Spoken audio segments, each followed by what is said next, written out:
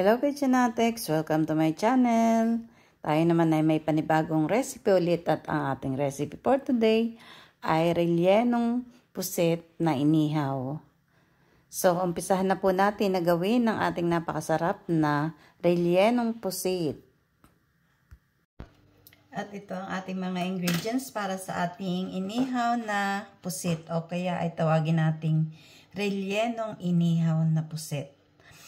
So, meron ako dito hindi naman kalakihan na pusit. Tapos, frozen lang siya. Kumbaga, mag-iihaw tayo nito. Pero, ang aking mga ingredients na ilalagay sa ating relleno ay meron tayong red na onion. Tapos, yung ating sweet paprika. Pero, kung wala kayong sweet paprika, pwede kayong gumamit ng kahit na anong paprika or pwede rin na skip nyo yan. Tapos, siyempre may tomato tayo. So, umpisahan muna natin na gawin yung ating panlagay sa loob, yung ating filling. Ngayon, hihiwain natin yung ating onion. Masarap po kasi yung red onion. Pero kung walang red onion, pwede naman yung yellow or white kung tawagin. Huwag siyang sobrang maliliit. Yung katamtaman lang. Yan. Mga to. Yung tomato. Tanggalan natin siya ng buto. Tapos, lalagyan natin ng soya sauce. Lalagyan din natin ng pepper. So, dito naman tayo sa ating pusit. Dahil ito ay frozen, hindi ko isasama yung ating laman loob kasi baka malansa. Tatanggalin natin yan. Pero isi-save natin ito. Save natin yan kasi pwede natin siyang gawing adobo. So, ngayon, lilinisin natin yung loob. So, ngayon, magpapalaman naman tayo ng ating tomato at saka yung onion. Yan.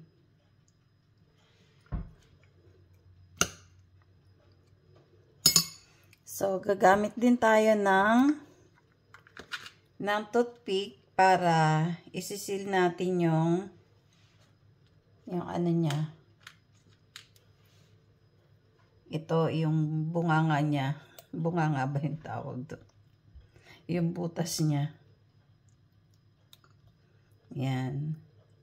Para pag nag-ihaw tayo, hindi siya matatanggal yung filling natin. Tapos, lalagyan ko siya dito ng mga slit. Konting hiwa. Huwag masyadong malalim kasi aabot siya hanggang doon. Yan, okay na yan. Yan. Meron na tayo dyang pang-ihaw.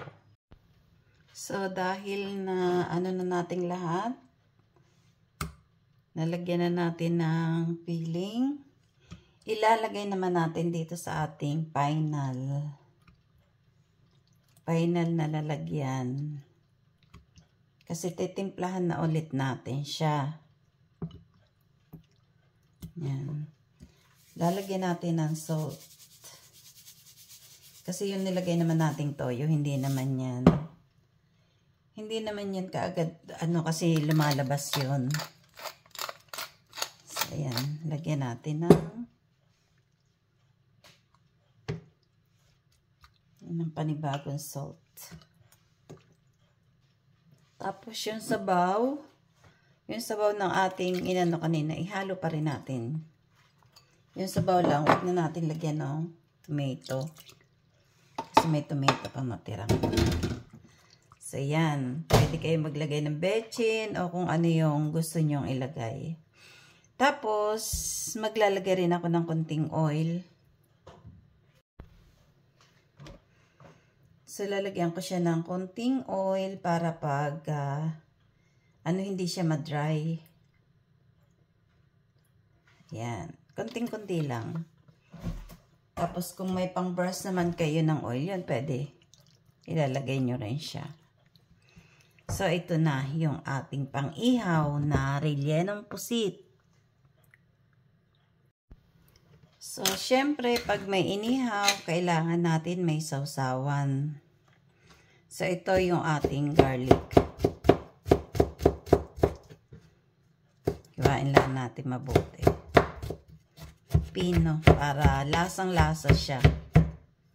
Yan. So, ilagay na natin dun sa ating lalagyan ng suka.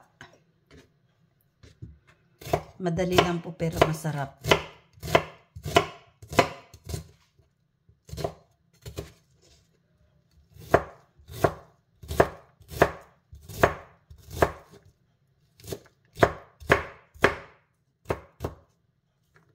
Lagay na rin natin. Pagsamasamahin na natin. Tapos, yung chili natin, hindi naman to masyadong maanghang, pero dinamihan ko para mas umanghang siya. So, ngayon, maglalagay naman ako ng apple cider. Kahit anong suka yung gamitin nyo, apple cider lang kasi yung meron ako. Tapos, yung ating soya sauce na napakasarap. Yan. Napakasarap po nito soya sauce na to. Malinamnam na malinamnam. So, magdalagay din tayo ng konting asin kasi hindi sapat yung alat ng soya. Yan. Tapos, maglalagay din ako ng sweet soya. Kung wala kayong ganito, pwede kayong gumamit ng brown sugar. May nabibiling sweet soya sa SM eh. Ito dito lang, ito sa sa mga Chinese supermarket. Yan, ganyan. Basta nakalagay na sweet soy sauce. Yan. Haluin lang natin. Tapos, syempre, lalagyan ko rin siya ng lemon. O kung kalamansi sana, mas masarap. Wala naman kaming kalamansi. Kaya lemon na lang.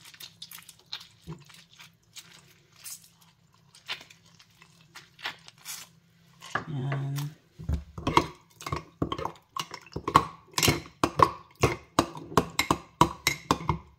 Titikman natin.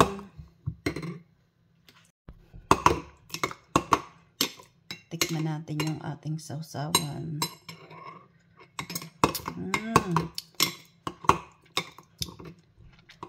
Ang sarap na.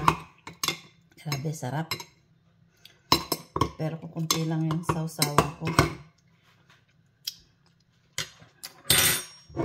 Okay na po siya. Pwede kayong gumamit ng brown sugar kung wala kayong sweet soya sauce. Yan, napakasarap. Sarap-sarap na niya.